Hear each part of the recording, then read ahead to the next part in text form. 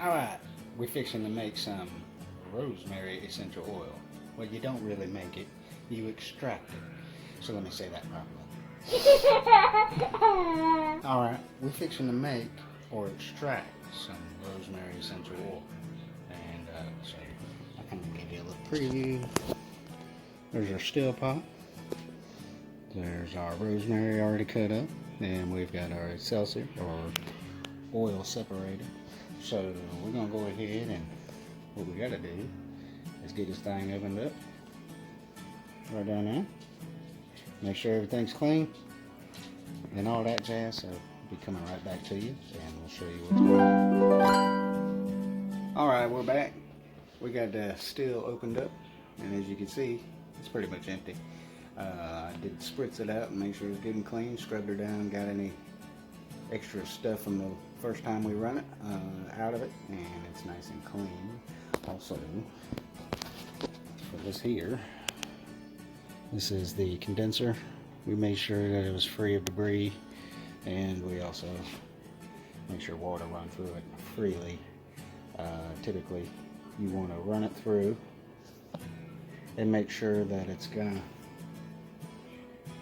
not be clogged up. You don't want it clogged up. If it clogs up with heat building up behind it in a sealed system, it's gonna blow your face. So when you're doing this, let's just think safety. Make sure everything breathes properly. There should be nothing that stops up inside of a still. That's pretty much a ticking time bomb if you ask me. So anyway, so what we got to do is we got some water poured in there to our little separator. Okay, it just goes right to the bottom. All right, and then for the rest of the way, we're gonna fill it up with our rosemary. We gotta basically take our rosemary and rip it apart. Any thick branches, you don't need those top green branches, little thin tiny green branches. Those are okay, those can go in. You don't gotta really rip the needles off, but most of it is just ripping the needles off. So you gotta get your hands dirty. In this case, it's an awesome kind of dirty because it smells so good. It gets all over you. It's a little sticky, but it's good for you. I mean, it's the next best thing to getting outside in the garden and getting grounded. So let's we'll get started on ripping up the rosemary, and we're gonna stuff this pot as full as we can get it with rosemary before we put the lid on. Okay, we'll come right back to you. Alright, so we're back here. I've just been loading this thing up a little bit. You might notice a few little stems up here. I remember I told you thick branches of the rosemary do not go in this pot. You will actually start to distill things you don't want to distill into your essential oil and hydrosol. We're going to collect hydrosol in this run. So here's a thick piece, but it's also got some smaller brand new growth from the last time we cut it. So I'm going to go ahead and just like this, we just strip it. Sometimes I'll pull it back and it comes right off. When I said the thinner branches that come right off the top, you can add those in because they're green. So we'll just snap those off. And those can go right on in. This thicker branch, we're going to clear off any of the green needles. Keep in mind when you're stripping your rosemary into your still pot to run and extract essential oils, make sure nothing else is getting in with it, i.e. animals, leaves, depending on whatever is in your garden. You don't want that to become part of what you distill and run through your still. So we just want to make sure that everything we're putting in here is rosemary only. And that's that. So, just go in there. But this is it. I mean, this is the most time-consuming part, is stripping it down, getting your hands dirty and sticky and nasty, and with the cats coming up in here, checking things out, and all that stuff. You know, but it's all worth it in the long run because when we get done, we're going to have medicine. And this medicine, I have proven time and time again, will absolutely knock out anything hitting your sinuses. If you have a cold coming on, it'll knock that cold out. I mean, just knock it out. I haven't had a sinus infection in years. And my beard is growing awesome. If you notice, I mean, it's just growing wonderfully. Rosemary has the stuff in it for your hair. Maybe I ought to use some on the top a little bit. What do you think? So we're gonna keep stripping this, and you know, stay tuned. We'll come back and we'll show you what it looks like with a full pot and get ready to put the heat on. All right, we'll be right back. I know what you're thinking. Ain't nothing to this thing. I ain't even got this thing halfway filled up yet, and I'm about tired of this crap. I want to go sit down and drink me a Coca-Cola. But I just wanted to stop for a second and just tell you,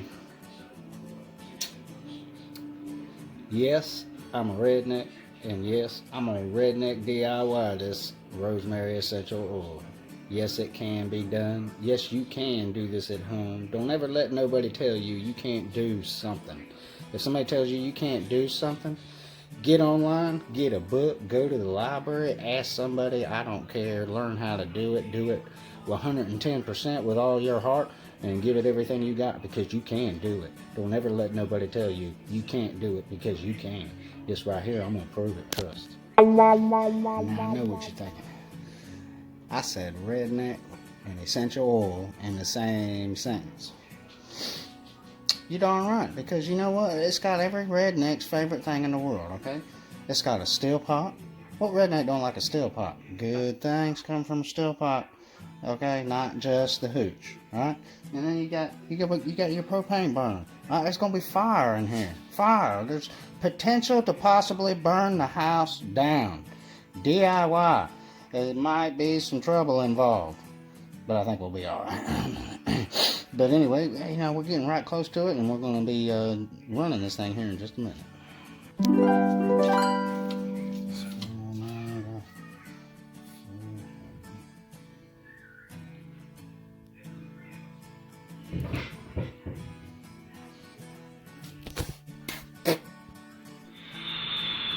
Alright, here we go.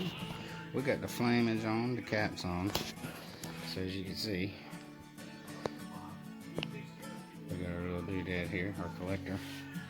This is also an oil separator. It's a little more difficult to separate the oil in this one, so we are just going to use this to collect and shoot out the hydrosol. I'm not going to collect the hydrosol in this one because I have jars of it sitting up. Hydrosol is a byproduct of what you get when you are extracting through a still pot. The hydrosol can be used for cleaners, perfumes, and such, soaps, shampoos. It smells great. Yeah, many uses for hydrosol. But today we just want the essential oil. So I've got the flamage on low, which is why I have this inside the house. Just a low flame. We're not looking to cook this stuff. You don't want to burn the product, i.e. in this case the rosemary. You do not want to burn it. You want to bring it up real slow, just like you would be making a moonshine or a rum. You just bring the heat up real slow, bring it up real easy. No need to rush it and burn everything off. It will create a smell that you will not like in your product when you're done. So we've got some time left. You can look at the temperature gauge here. We've got a ways to go till we see, you know, where we need to be. Alright, so we'll come back. We're getting close to time to have to open up this here compressor and turn it on.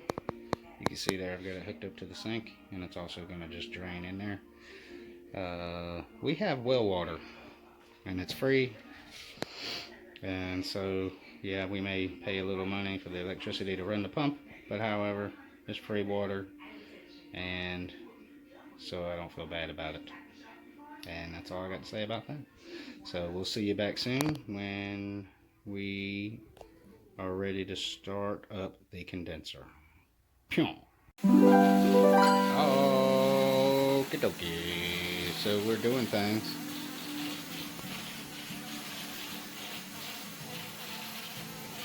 Nose here. Got a little liquid in the jar collecting. Coming out of our worm or condenser. You see I've got the water running, and it is draining out of the top hose down into the drain and coming back through the inlet hose, and then our cool water to cool off this very hot, hot condenser. And as it cools it, it's turning the gas back into the liquid, which contains both hydrosol and essential oil.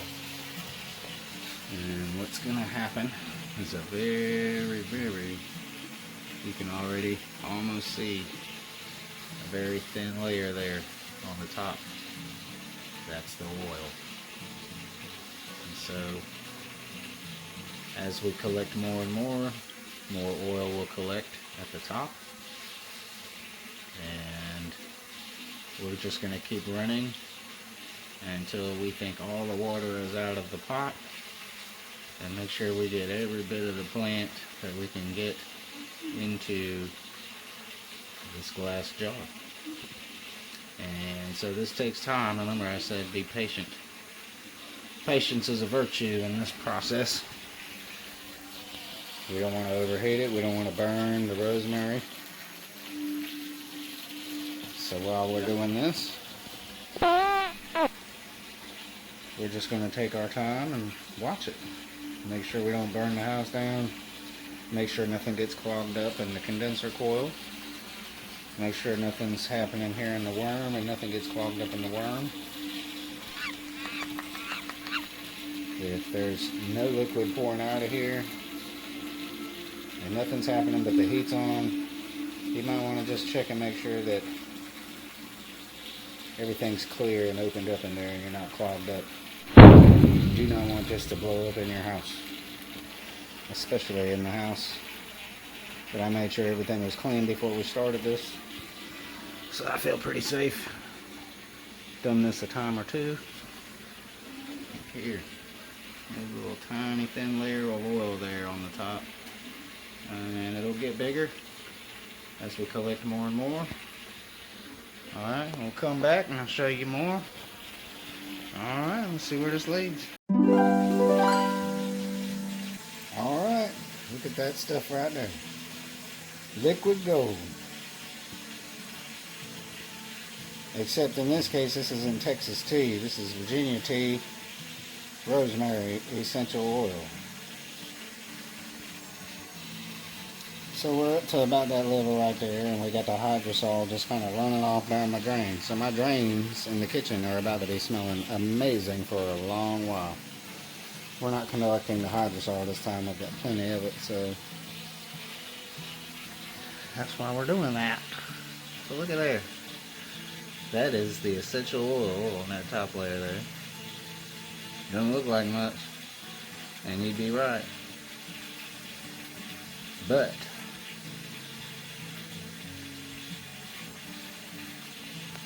it'll be enough when it's done. We still got a ways to go. Still got a very low flame.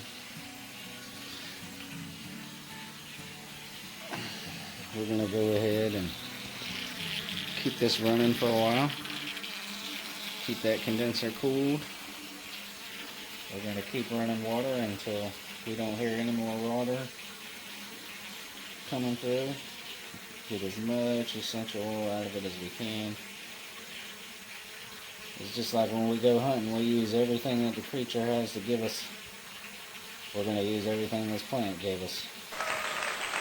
I know it's going to benefit us medicinally, and that we're going to use it as cold medicine, as thinking medicine, as hair medicine, and perfume.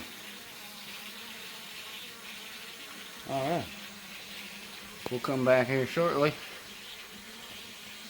and show you all the progress. If you all decide to do this at home, it's going to take a while.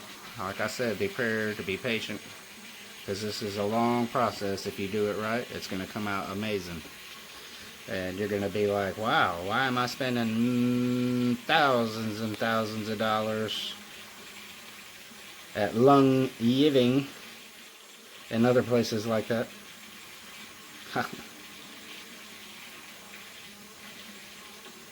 Just saying, it can be done on your own a lot cheaper. and you know what's going in it.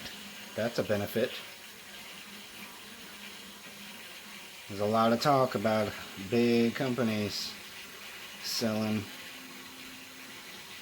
essential oils that are cut so they can increase profit or add some sort of chemical in it. I'm going to tell you, that's not organic essential oil, and I don't want that on my skin. I don't want to be breathing that in unless it is made only from the plant.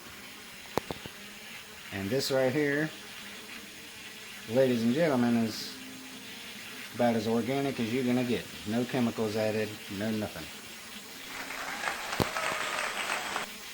Alright, we'll come back in a little bit and see how much more we get. If you like this so far and you want to keep learning, how about go ahead and hit the like button. Maybe even share it to some of your friends if they're interested.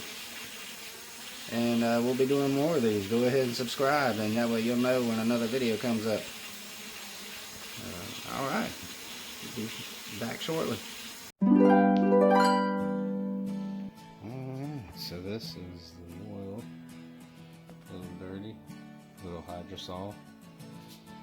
We're now going to transfer it into this here from the beaker, where we can drain the hydrosol out the bottom, and then we'll close the valve just as soon as the last drops out, and then we're going to run just the oil through a filter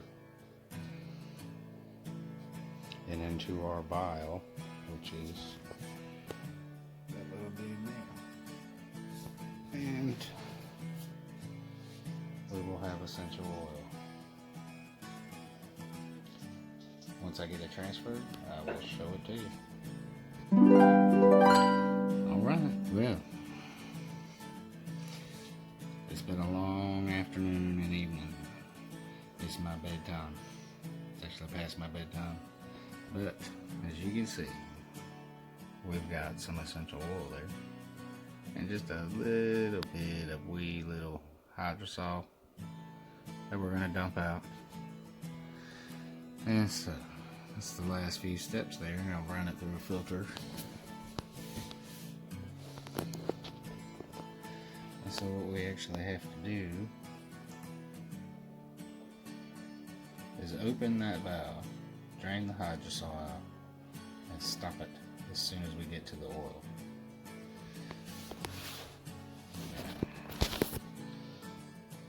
Let's see if we can do that.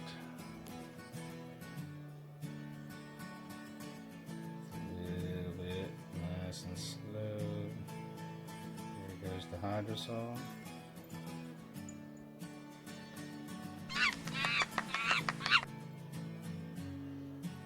Well, it's got a pretty color to it too.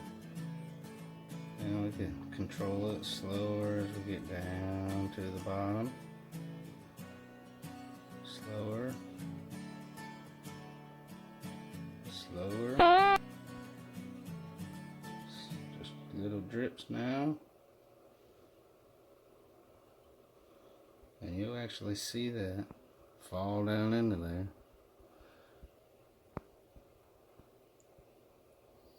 And then I even let just a little bit go through, so I know I get out all the hydrosol. Just a sliver of oil gets through. And now we're left with just the oil. And so now I've got to get my vial, and we're going to fill the vial. Be right back. Alright, so we're back again, and got just a little bit of the hydrosol there that we dumped out there. And now we have our vial. I've lowered the oil separator down so that there's no way that this can just fall over. But now we're now ready to receive just the essential oil. Go ahead and open the valve.